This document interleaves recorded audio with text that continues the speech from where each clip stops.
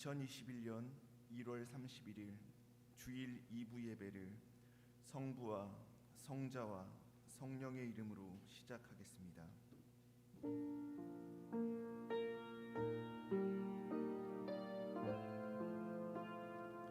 볼지어다 내가 문 밖에 서서 두드리노니 누구든지 내 음성을 듣고 문을 열면 내가 그에게로 들어가 그와 더불어 먹고 그는 나와 더불어 먹으리라. 아멘.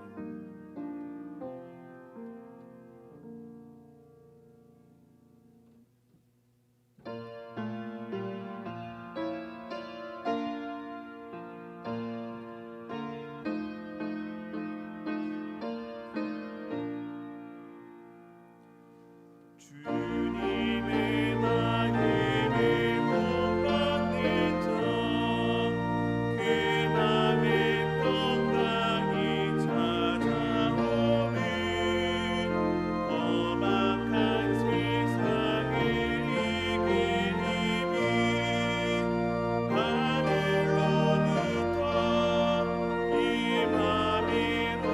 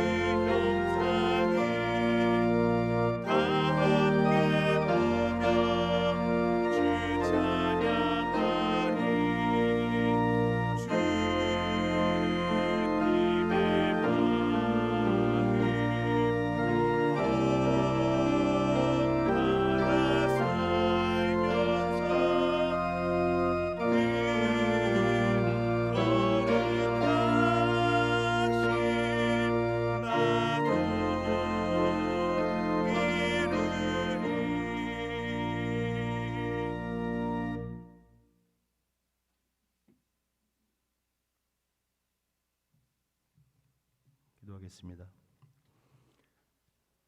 은혜와 진리가 풍성하신 하나님, 주님의 거룩한 성회를 기억하고 저의 마음을 주장하시어 주님께로 불러주신 은혜에 감사드립니다.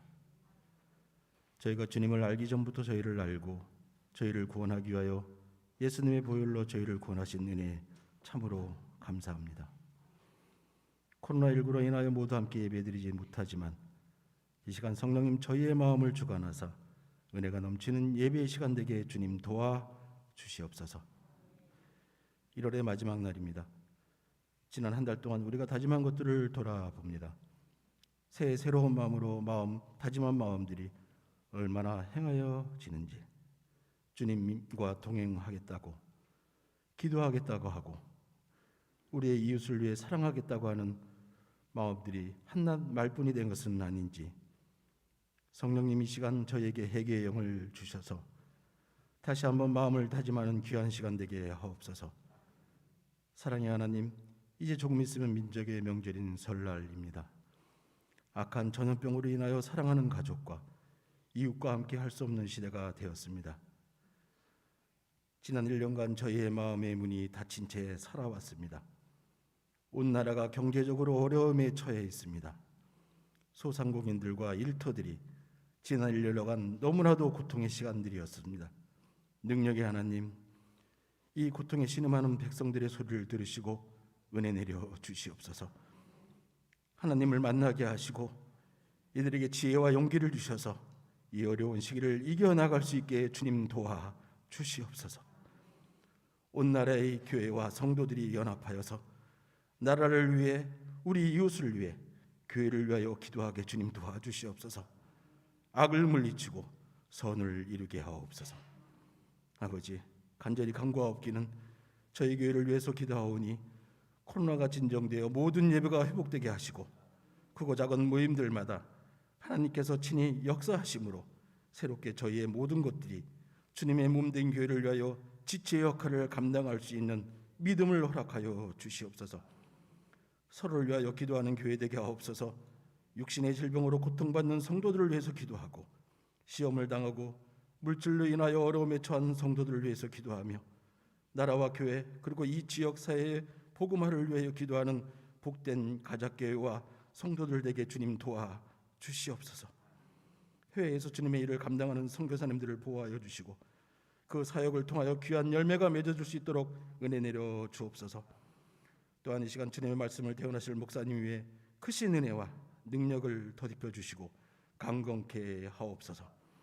온갖 정성과 은혜로 준비된 오늘의 말씀을 통하여 저희 심령이 변화되고 치유되는 시간 되게 주님 도와 주시옵소서.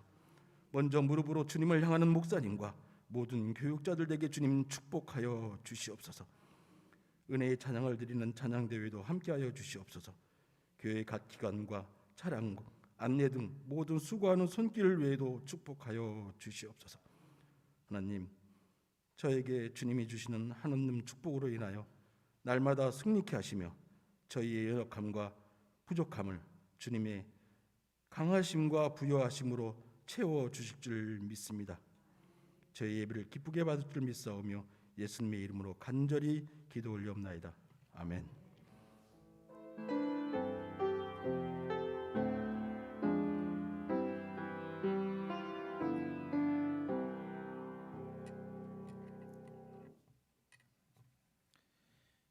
교회 소식입니다. 기획위원회가 오늘 3부 예배 후 대예배실에서 있습니다. 2월 월상 예배가 내일 오전 5시 30분에 대예배실에서 있습니다. 성찬식은 이달의 말씀 카드로 대체합니다. 요람을 준비하고 있습니다. 사진, 전화, 주소, 사업장 등 변경 사항이 있으신 분은 오늘까지 사무실에 알려주시기 바랍니다. 2월 큐티책이 나왔습니다. 신청하신 분은 사무실에서 책을 받아가시기 바랍니다. 나머지 자세한 소식은 주보를 참고하시기 바랍니다. 오늘 우리에게 주시는 하나님의 말씀은 시편 37편입니다. 구약 829쪽에 있습니다.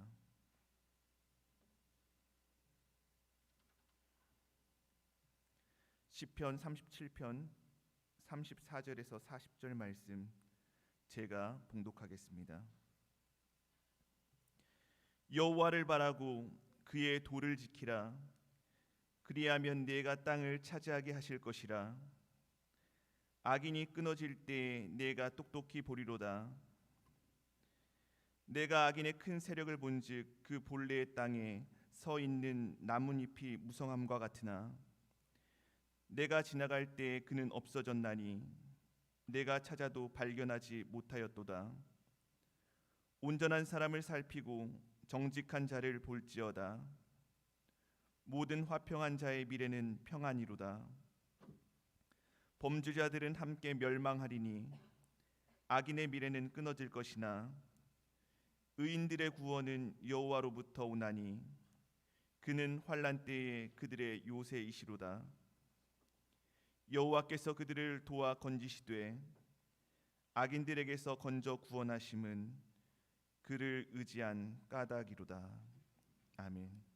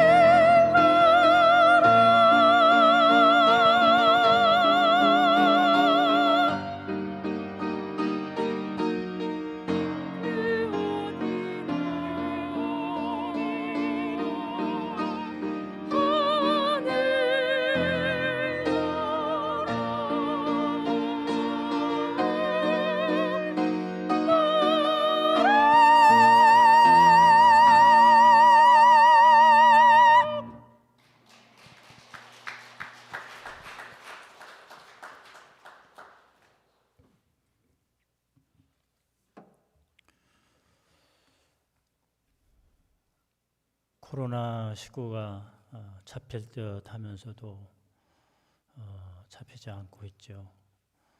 또 한 주간 내내 그 감염 확산의 주범이 종교 시설에서 되고 있다고 연일 방송을 해대고 있습니다.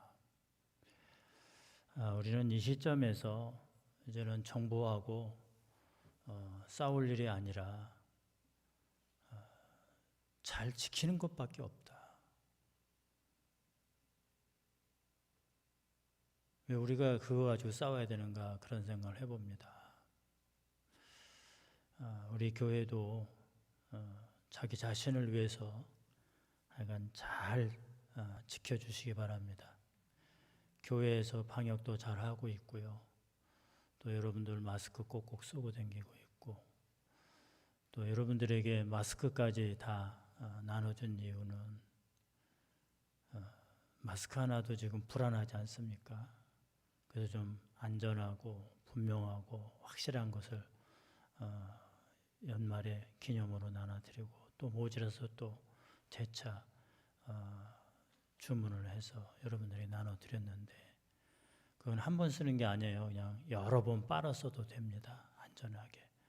그래서 잘 지키셔서 교회가 앞으로 세상 사람들에게 지참받는 일이 없이 잘 지키셔서 여러분의 가정도 건강하고 또 개인도 건강하고 특별히 교회도 건강한 은혜만 있기를 바라겠습니다. 자, 오늘은 지난 시간에 이어서 시편 37편을 가지고 미래를 열어가는 믿음 두 번째 시간을 갖도록 하겠습니다.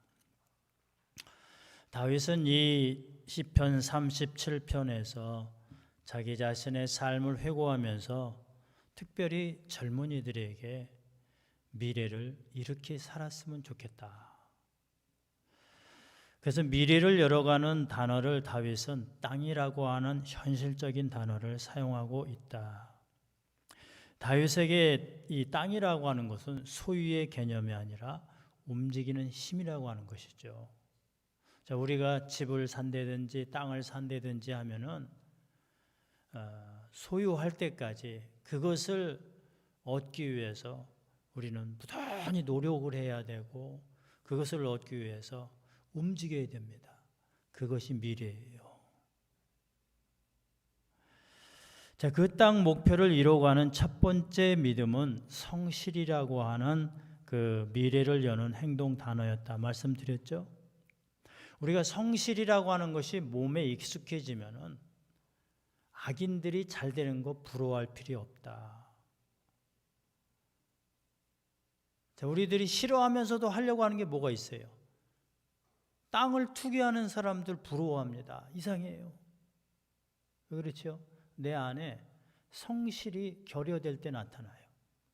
내가 성실이고 땀 흘리고 그러면은 악인들이 잘 되는 거 절대 부러워할 수가 없습니다. 그것이 다윗이 경험했던 것이고 그것을 시편 37편에서 남겨놓고 있어요. 즉 우리는 이 젊은 날일수록 성실이라고 하는 작업복을 입고 살아야 된다. 이 블루 칼라라고 하는 얘기죠. 이 칼라라고 하니까 색을 얘기하는 건 아니고 이 칼라는 또 이 깃, 우리들의 그 입은 전체적인 그 칼라를 얘기하는 거예요. 성실이라고 하는 이런 작업복을 입은 사람에게는 미래가 열린다. 그게 지난 시간 말씀이고요. 두 번째 미래를 열어가는 이 젊은 사람들에게 성도들에게 어울리는 그 옷이 하나 있는데 그 옷은 온유라고 하는 옷입니다. 제가 이렇게 표현하면 좀 아마 이해가 쉬울 것인데 성실이라고 하는 것은 우리가 이 안에 입고 밖에 입고 있는 즉 젊은 날일수록 밖으로 입고 다니는 그 작업복을 얘기하는 거예요. 근데 이 온유라고 하는 것은 우리들이 살아가는 날 동안에 꼭 필요한 것이 겉옷도 있어야 되지만 속옷도 있어야 되는데 그 속옷이 바로 온유라고 하는 옷입니다.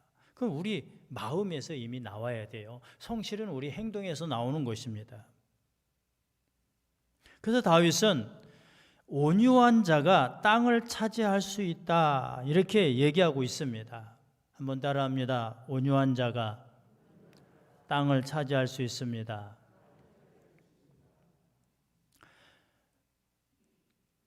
11절 이렇게 되어 있습니다. 그러나 온유한 사람들은 땅을 유산으로 얻을 것이고 큰 평화를 누리며 기뻐할 것입니다.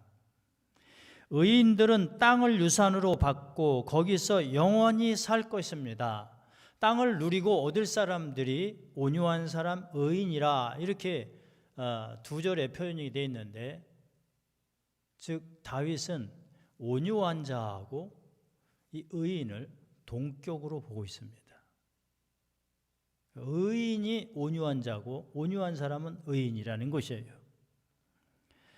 자, 시편 이 37편에서는 앞부분에 달았던 시편 34편과 마찬가지로 그 시의 이 나열 방식이 답관체 형식을 쓰고 있는데, 답관체라고 하는 것은 머리를 밟아가는 형식체 이런 뜻을 얘기하는데, 어떤 시나 시의 행이나 연을 시작할 때에 알파벳 순서로 이렇게 쭉 기록해 놓는 거죠.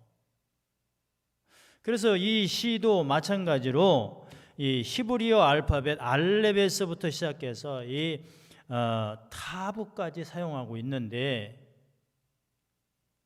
다윗은 특별히 이 답관체 형식을 쓸 때 보면 무언가 분명히 구별해 놓을 생각으로 아니면은 정렬해 놓은 방식에 따라서 이것이 교육적인 효과를 나타내기 위해서는 반드시 그 형식을 따라야 된다고 하면서 이 답관체 형식을 쓰고 있어요. 자, 그것이 이 본문 안에는 그럼 뭐를 구별해 놓고 뭐를 정리해 놓고 있냐고 하면 바로 악인과 선인, 의인에 대한 삶을 얘기해 주고 있습니다. 그래서 다윗은 이 부분에서 의인과 악인의 모습이 아주 대조적이라고 말하고 있어요. 21절에 보면 의인은 은혜를 베풀고 주는 사람입니다. 그리고 의인의 입은 지혜로우며 그 혀는 정의를 말한다고 하였습니다. 이와 반대로 악인은 어떠냐면은 꾸었으나 갚지 아니하는 사람, 그리고 악인은 늘 칼이 있어서 죽이고 넘어뜨리는데 눈이 충혈되어 있다 이렇게 비교를 해 놓았습니다. 성경 읽어드릴게요. 악인들이 칼을 빼겨누고 있습니다. 가난하고 궁핍한 사람들을 쓰러뜨리려는 것입니다. 올바른 말을 하는 사람들을 죽이려고 하는 것입니다. 악인들은 꾸고도 갚지 않지만 의인들은 넉넉하게 베풀어 줍니다. 의인들은 입으로 지혜를 말하고 혀로는 공의를 말합니다. 자, 그러면 다윗이 의인과 악인을 몰라서 우리들에게 이렇게 정의해 놨을까요? 아니죠. 교육을 위해서 다시 한번 의인과 악인은 이렇다, 자기의 경험을 가지고 정의를 내려놓은 것이에요. 다윗은 이보다도 우리가 의인, 온유한 자로 살아갈 때에 우리들에게 행동이 요구된다고 하는 것을 말씀해 주고 있는 거예요. 그래서 이 시편 37편에서 다윗은 의인이 될 때 두 가지 옷을 입고 살아야 된다. 하나는 성실이라고 하는 겉옷이고, 또 하나는 이 안에 입는 속옷 역할을 하는 온유라고 하는 옷이다. 그것을 지금 말씀해 주고 있는 것이에요. 자, 그러면 예수님께서도 말씀하셨지 않습니까? 마태복음 5장 5절에 보면 온유한 자가 땅을 기업으로 받을 것이라 이렇게 말씀하고 있어요. 온유한 자에게는 미래가 열린다, 그런 정의 아닙니까? 애굽에서 세상에서 살던 그 이스라엘 백성들의 미래를 열어가기 위해서 하나님께서는 모세를 선택해서 가나안 땅, 저들의 미래의 땅으로 안내를 합니다. 근데 하나님께서 모세를 왜 그 땅으로 인도하는, 미래를 열어가는 그런 지도자로 삼았을까? 그가 온유했기 때문이라고 얘기합니다. 민수기 12장 3절이에요.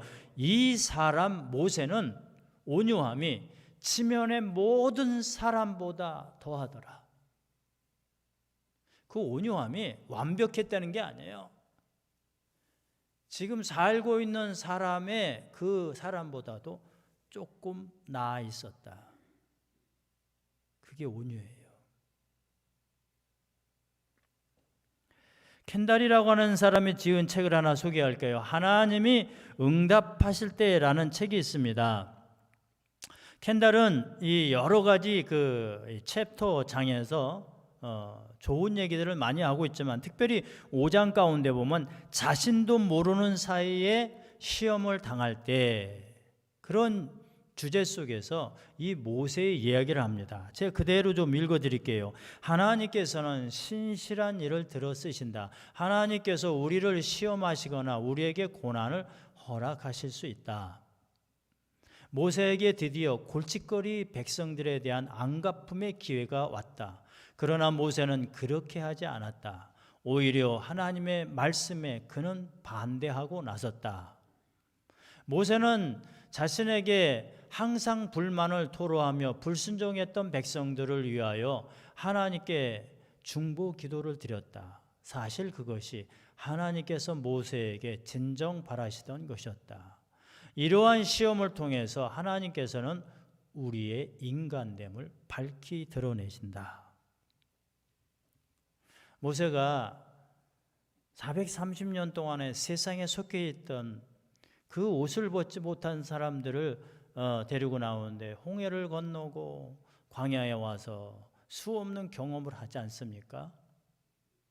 경험할 적마다 하나님 은혜라고 했던 백성들이 중간중간에 속을 얼마나 썩입니까?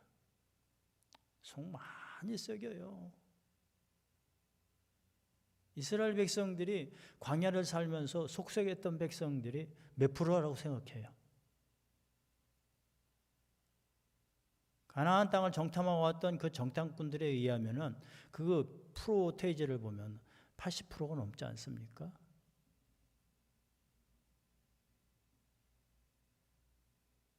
여러분들에게 한번 좀 질문 던져볼게요.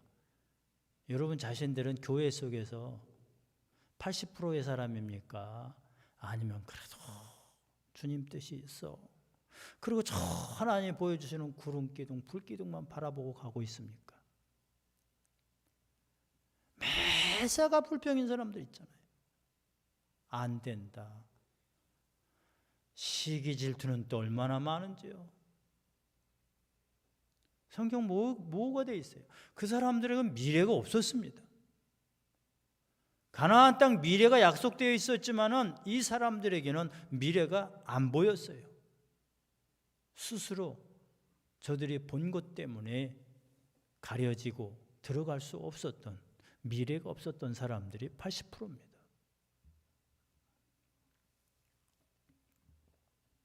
모세는 십계명을 받으러 시내산에 올라갔다가 내려왔더니 이 백성들이 아론을 중심으로 하여서 우상을 만들어 놓고 송아지를 만들어 놓고 이게 내 거라는 거예요. 이게 우리 신이라는 겁니다. 여러분들 이 정도면은 모세가 어떻게 돼야 돼요? 화가 나야 되잖아요.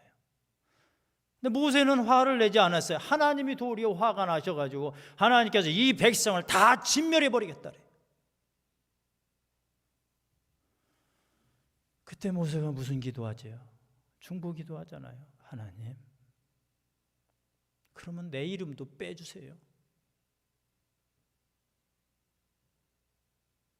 이 성경 가운데 보면은 이 지금 켄달이 지은 내용이 그거예요. 하나님이 모세가 어떤 사람인지를 더 드러내기 위한 하나의 작업이었다는 거죠. 그게 모세의 온유함이에요. 우리도 모세처럼 이렇게 온유한 자로 살고 싶은데 그렇게 산다는 것이 힘이 듭니다. 왜 힘들어요?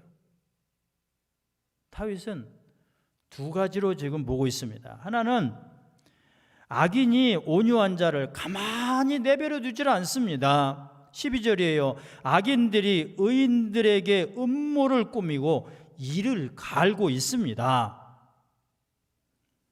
또 악인들의 행동이 의인들을 거꾸로 틀리려고 합니다. 악한 자들이 칼을 뽑고 활을 당겨 가난하고 불쌍한 사람들을 거꾸로 때리고 정직한 사람들을 죽이려 합니다.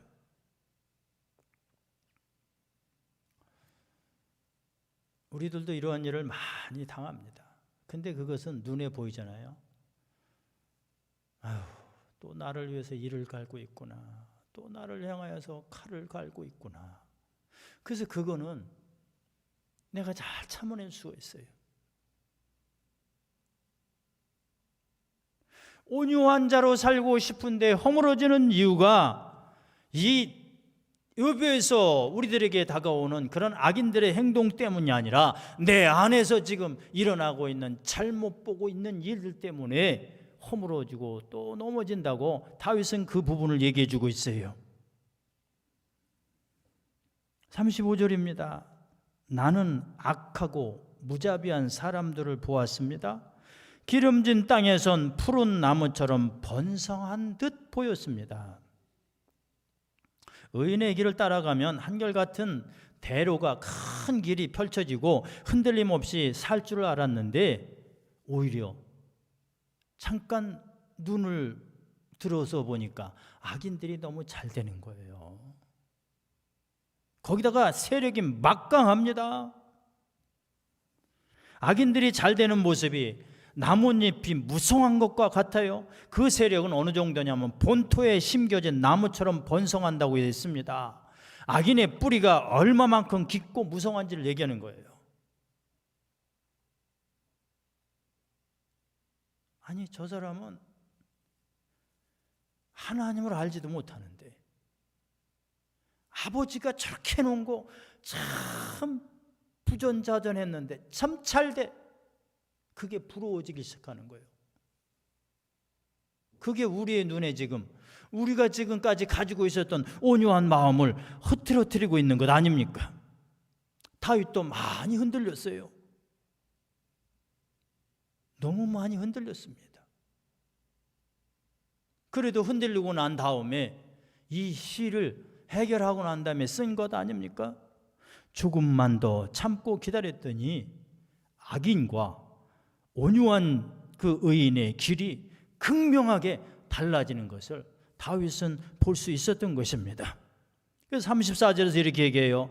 여호와를 바라고 그 길을 지키십시오. 그분이 당신을 높여 땅을 상속하게 하실 것입니다. 악인이 끊어지는 것을 당신이 보게 될 것입니다. 악인들의 마지막 모습이 어땠을까요? 그러나 악인들은 멸망할 것이요 여호와의 원수들은 어린 양의 기름처럼 타 버릴 것이니 그들이 연기 속으로 사라질 것입니다. 내가 악인의 세력이 커서 그 본토에 심겨진 푸른 나무처럼 번성하는 것을 보았지만 그는 곧 사라져 없어졌습니다. 내가 그를 찾아보았으면 찾을 수가 없었습니다.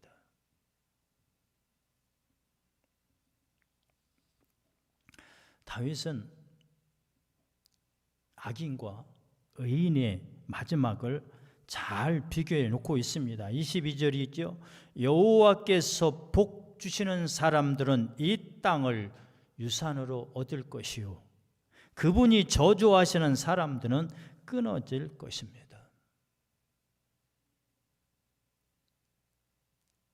온유한 마음은 이미 우리가 태어날 때부터 하나님이 주신 마음이에요. 어린아이가 악한 사람 봤어요?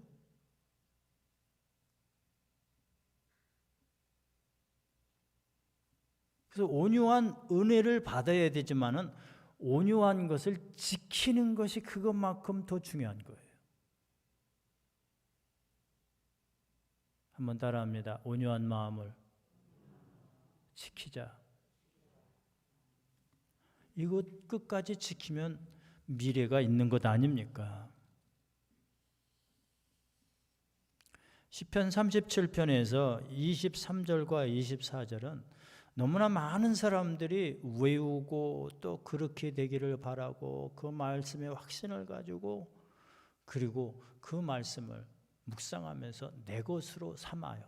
그래서 저도 이 말씀을 몇 번 묵상했습니다만 여러분들 외우는 심정으로 다 같이 한번 읽어보도록 하겠습니다. 시작. 여호와께서 사람의 길을 정하시고 그의 길을 기뻐하시나니 그는 넘어지나 아주 엎드러지지 아니하면 여호와께서 그의 손으로 붙드심이로다. 아멘. 오늘 영상으로 예배 드리든지 아니면 오늘 여기 예배에 참석하신 분들이 저 두 성경 구절은 예배 드린 기념으로 꼭 외우시기 바랍니다. 그래서 다음 시간에 제가 테스트를 한번 해보고 좀 또 설교하도록 그렇게 해볼게요. 자, 여기 보면 이 넘어진다라고 하는 단어가 있습니다. 자주 넘어진다 그랬어요. 근데 이 넘어지는 것은 소망이 있는 사람들에게 주어지는 사실은 아름다운 단어예요. 하지만 엎드려졌다고 하는 것은 포기하고 죽은 상태를 말합니다. 지난번에도 제가 어떤 성도하고 이렇게 전화를 하는데 이렇게 얘기하는 거예요. 우리 어머니가 화장실에서 넘어졌어요. 그래 제가 그 딸한테 그런 얘기를 했습니다. 권사님, 어머니가 아주 젊어요. 그분이 무슨 뜻인지 모르니까 네? 그러는 거예요. 그래서 제가 그랬어요. 넘어진다 그러는 것은 누군가 지금 일으켜 줄 수 있고 넘어졌다고 하는 것은 일어날 힘이 있기 때문에 넘어진 겁니다. 권사님 감사해요. 자빠졌다고 안 해서 감사해요. 지금 넘어진 것 때문에 걱정하지 마세요. 넘어졌다는 것은 내가 아직 젊었다는 거예요.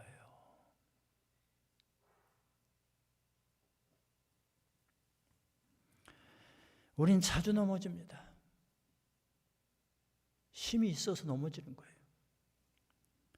자, 넘어졌지만 다윗은 이러한 상황 속에서도 온유함을 잃지 않았던 것을 볼 수 있어요.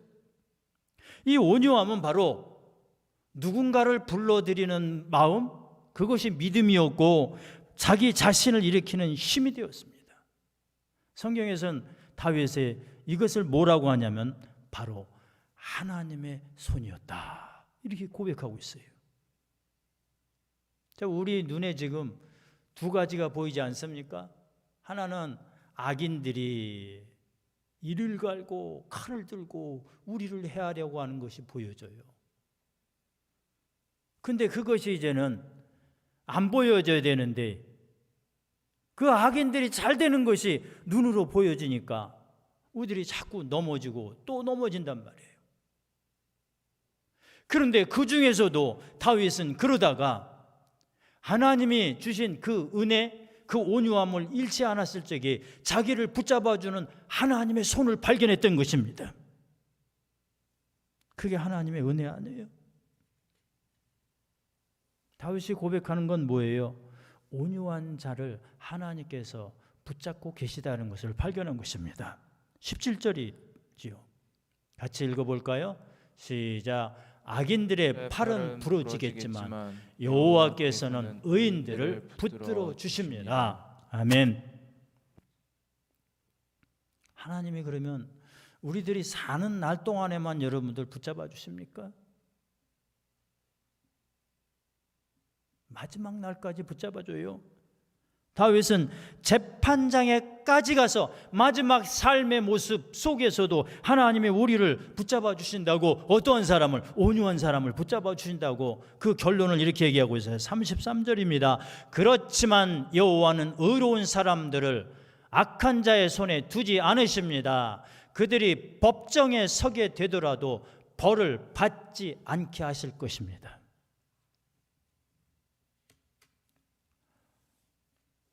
이 온유한 마음을 그러면 어떻게 지켜가겠어요? 어떻게 다시 회복할 수 있을까? 저는 어제 말고 지난 토요일 날에 문제가 다음 주 설교에 패턴을 다 정해놓고 이제 준비 과정에 들어가는데 저도 이제 다음 주 것은 이제 시편 39편을 하려고 지금 계속 이리저리 지금 막 씨름하고 있어요. 주제하고 방향하고 뼈대는 다 정해놓고. 근데 이 설교를 계속 하루하루 만져가면서 우리가 찬양대 시작할 때 많이 부르는 찬양, 또 제가 이제 가끔 하루를 열어가는 찬양이 있어요. 제가 1절 할 테니까 여러분들은 2절 좀 같이 하면 좋겠어요. 비둘기 같이 온유한 은혜의 성령 오셔서 거친 맘 어루만지사 위로와 평화 주소서. 2절 같이 합니다. 진리의 빛을 비추사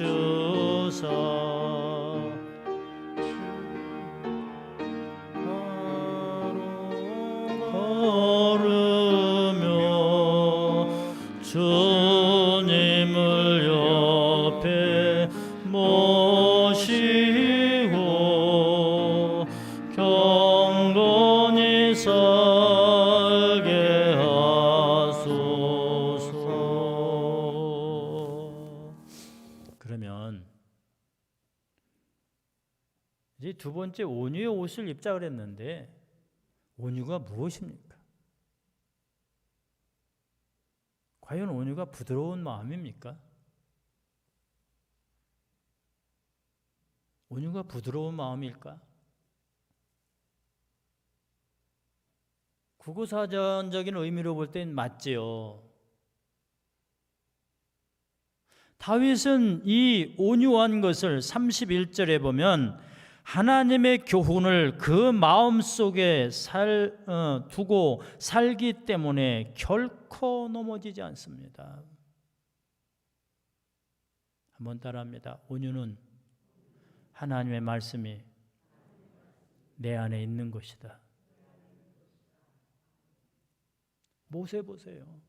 말씀이 있으니까 참는 거예요. 내 생각으로는 저 사람들을 저주하고 나를 어렵게 만든 사람들을 해치고 싶은데 그러지 않은 거예요. 내 안에 하나님의 말씀이 있기 때문에. 그게 온유예요. 그게 온유라고요. 부드러운 것은 한계가 있어요. 사랑하는 성도 여러분, 하나님의 법으로 내 온유한 것들을 잘 지켜나가는 성도들 되시길 바랍니다. 바울은 그 하나님의 법을 성령의 법이라고 얘기합니다. 로마서 8장 2절이에요. 이는 그리스도 예수 안에 있는 생명의 성령의 법이 죄와 사망의 법에서 너를 해방하였습니다. 결론 얘기하죠. 그러면 온유한 자가 받을 하나님이 주시는 복은 무엇인가? 11절, 37절 다 같이 읽겠습니다. 그러나 온유한 사람들은 땅을 유산으로 얻을 것이고 큰 평화를 누리며 기뻐할 것입니다. 온전한 사람들을 주목하십시오. 정직한 사람들을 지켜보십시오. 그런 사람들의 마지막은 평안할 것입니다. 아멘. 이러한 온유가 우리 마음에 충만해질 수 있도록 찬송가 187장 하시면서 헌신하는 시간 같습니다.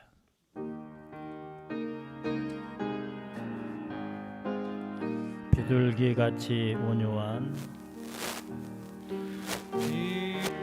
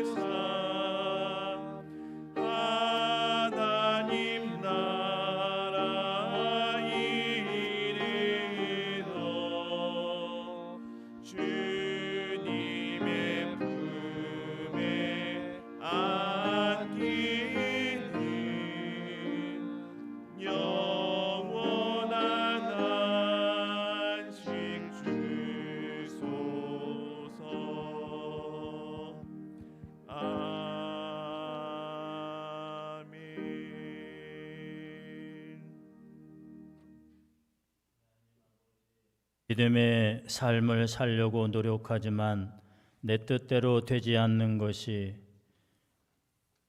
불평이 나옴으로 인하여서 그 믿음 없는 모습을 보일 때가 많습니다.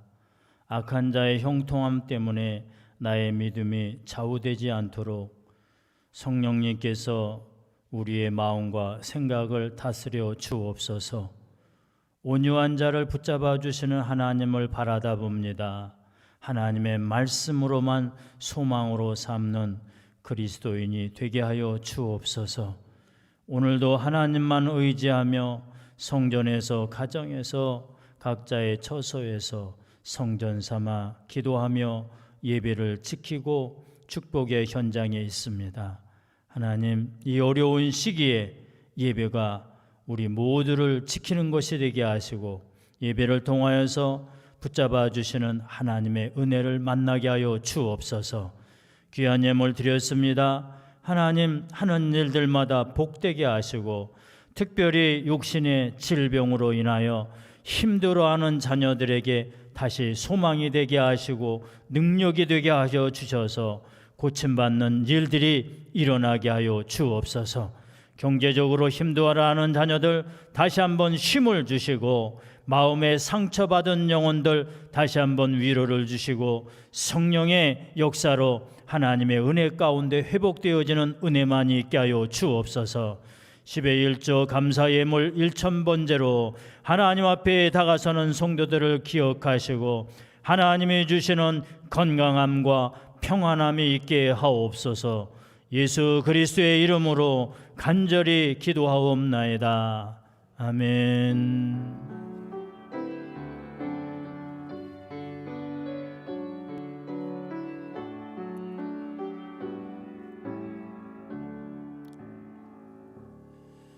축도하겠습니다. 지금은 우리 주 예수 그리스도의 은혜와 하나님 아버지의 무한하신 사랑하심과 성령의 교통하심, 성령의 인도하심, 성령의 막아주심과 특별히 보호하심과 건강케 하신 은혜가 온유한 자로 하나님의 나라 미래를 열어가길 원하는 하나님의 백성들 가운데 영원토록 함께하여 주시기를 간절히 축원하옵나이다. 아멘.